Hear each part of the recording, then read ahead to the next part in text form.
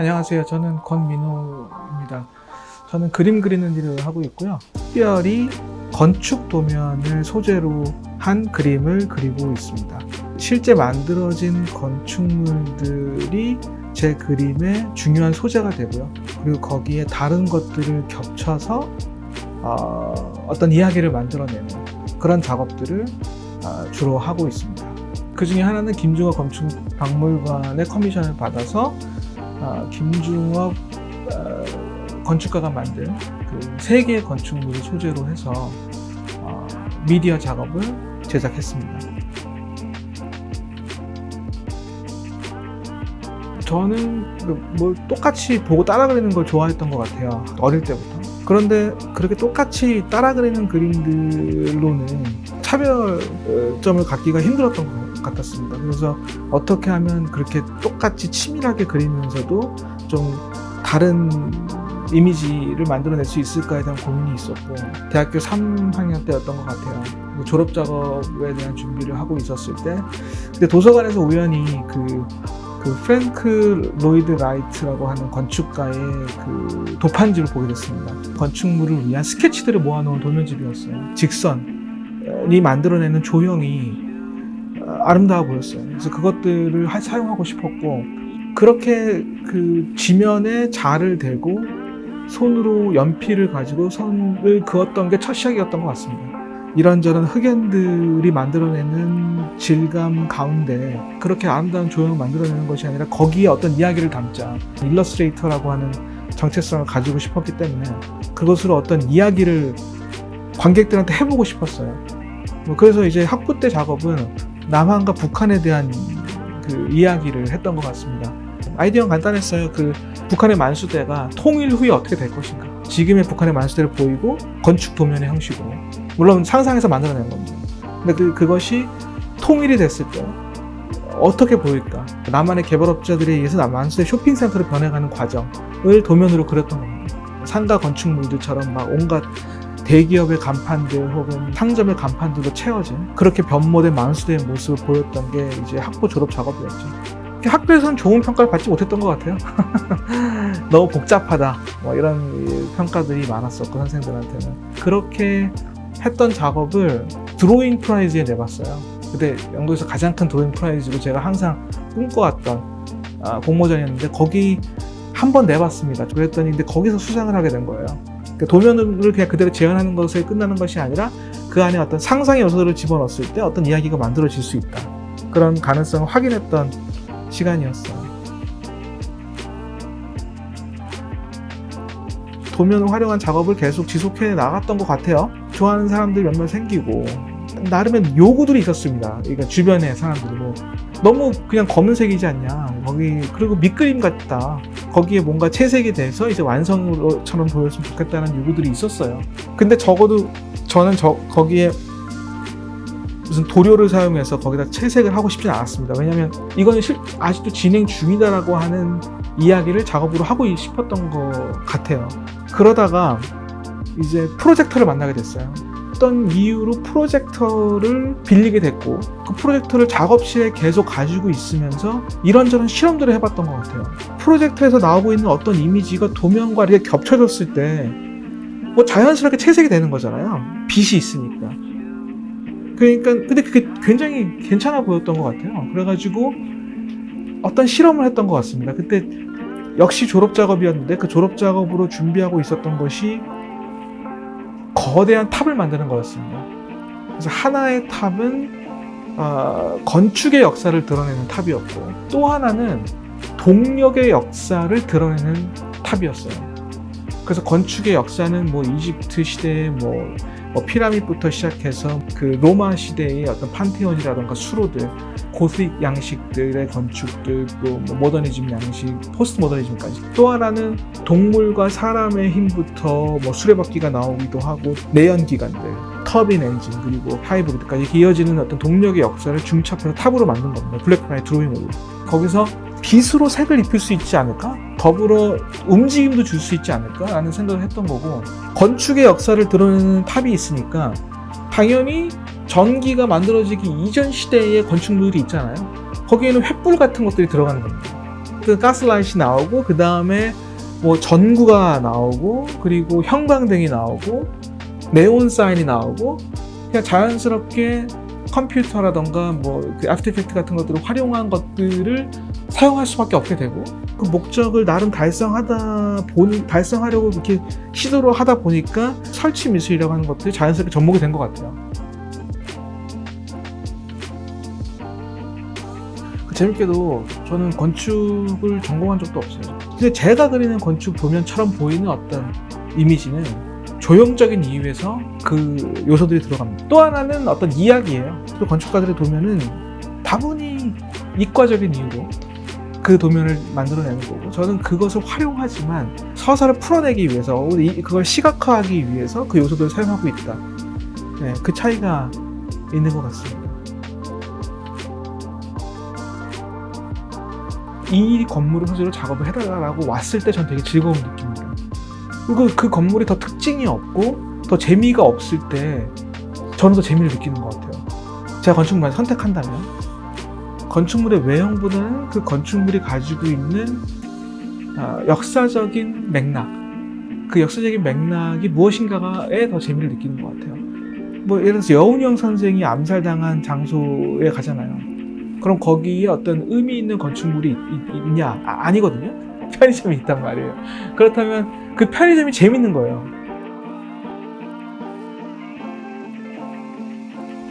청주에서 했던 그 국립현대미술관 프로젝트 역시 실제 그 건축물을 보면 특징이 없는 건물입니다. 그냥 사각형 박스예요. 물론 규모는 어마어마하게 큽니다. 그 건축물 안에는 다양한 이야기가 있었죠. 그러니까 그 이야기들을 표현을 낼 수 있는 재미난 그러니까 도화지를 받은 것 같다는 느낌이 강했던 것 같아요. 청주 연초 제조창은 산업화 시대에 만들어진 건축물이었어요. 그 1946년에 만들어진 걸로 알고 있습니다. 그 건축물은 청주의 그 산업의 중심이었고 제가 알기로는 그 청주 지역 경제의 그 핵심이었다고 얘기하더라고요. 현재 청주라고 하는 지방 도시의 풍경들에 또 눈이 갔던 것 같아요. 그 거대한 캔버스를 담아내는 첫 번째 요소로서는 그 지방 도시의 풍경들, 지금 현재 청주의 모습들을 담아내고 싶었습니다. 한국의 산업화의 역사를 그 안에 담아내고 싶었습니다. 그래서 올림픽부터 시작해서 뭐 새마을 운동도 있고 실제 담배를 생산했던 청주 영초 제조창의 역사였습니다. 그 안에서 일했던 사람들, 그래픽들, 글자의 모양들 그런 것들을 다 중첩해낸 거예요.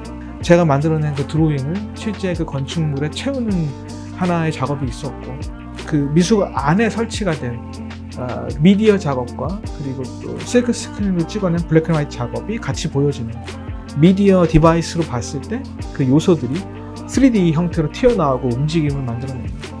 네, 그런 세 가지 레이어로 작업이 이루어지게 됐죠. 그 작업은 김종호 건축가가 만들어낸 건축물의 외형에 집중하는 작업이었습니다. 제주대학 본관이었고 그리고 또 하나는 3.1 빌딩이었습니다. 3.1로에 있는 3.1 빌딩, 또 하나는 평화의 문이었어요. 그 제주대학 본관 빼고는 다 제가 어렸을 때부터 봐왔던 건축물이었고 나름 개인적으로 여러 가지 기억을 같이 하는 건축물이기도 해서 좋았었습니다. 주목했던 게 김종호 건축가가 만들어낸 흥미로운 스케치북이었습니다. 근데 실제 자필로 작성한 뭐 메모들 그리고 스케치들이 담겨진 작업 수첩을 레퍼런스로 받게 됐어요. 아직 실제 건축물로 이어지지 않았지만 그냥 그 사람 머릿속에 남아 있었던 혹은 지나갔었던 어떤 형태에 대한 아이디어들 그런 것들을 엿볼 수 있었던 것들이 너무 좋았어요. 그래서 그것은 꼭 사용해야겠다는 생각이 들었습니다. 그 세 가지 건축물들의 형태적인 특징들을 어떻게 시각화할 것인가에 대한 고민이었어요. 3.1로 빌딩은 수직 수평의 전형적인 고층 건물의 형태를 가지고 있었고 제주대학 본관은 김종호 건축가만의 어떤 곡선들 그리고 형태적인 개성들이 드러나는 건축물이었던 것 같아요. 그리고 세 번째 그 평화의 문은 거대한 콘크리트 더미로 만들어진 또 한국의 전통 가옥을 연상케 하는 지붕의 형태. 그런 것들에 주목을 했던 것 같습니다.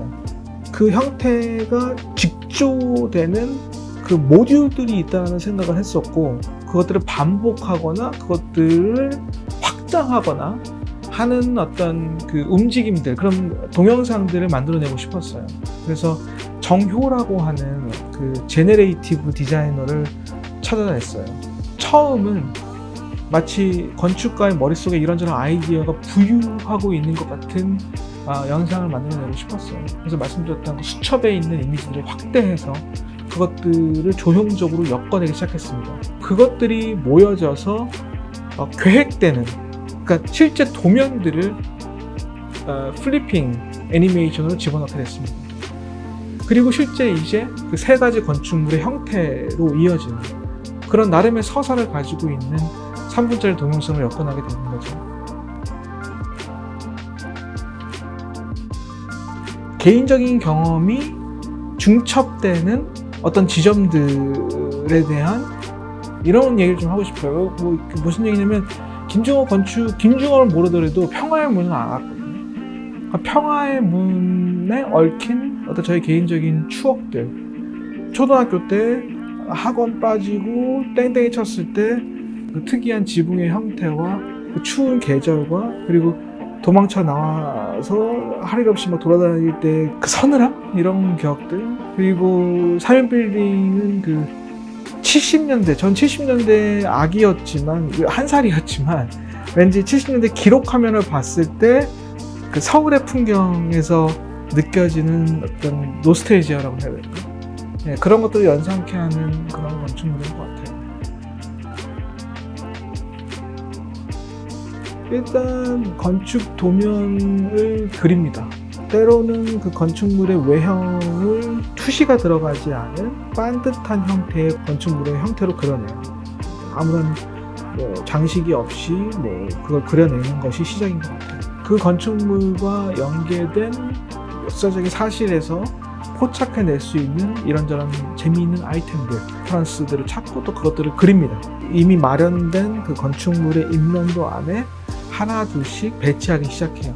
손으로 그것을 그리고 연필로 그리고 사인펜으로 그리고 이런저런 재료를 다 사용하는 것 같아요. 그림은 어떤 시점에서 멈춰요. 멈추고 그 예전에 건축가들이 CAD가 나오기 전에 사용했던 복사기가 있습니다.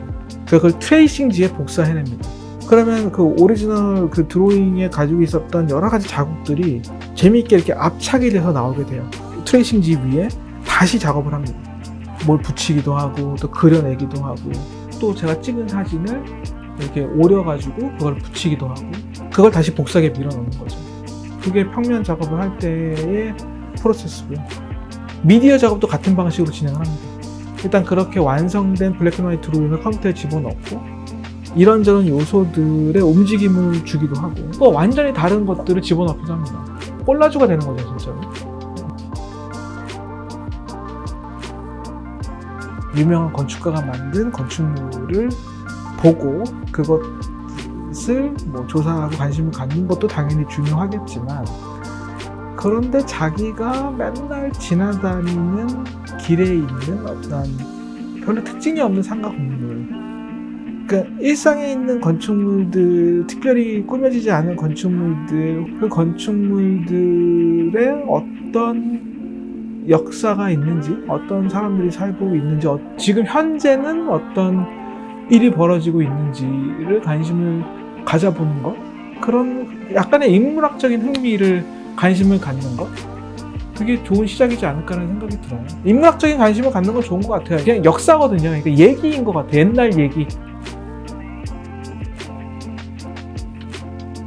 더 막 스케일감 있는 작업을 보여주고 싶다라는 욕심도 있기도 하고, 을지로에 있는 이런저런 그 아주 재미있는 역사적인 맥락들을 가지고 있는 그 장소들이 지금 바뀌고 있거든요. 그렇게 막 정신없이 바뀌기 때문에 또 우리나라에서 벌어지는 이런저런 좀 왜곡된 풍경들이 있는 것 같아요. 그런 풍경들을 좀 작업화해서 더 많이 보여주고 싶다. 지금의 어떤 이 과도기적인 이 풍경들을 더 많이 기록해내고 싶다는 욕심?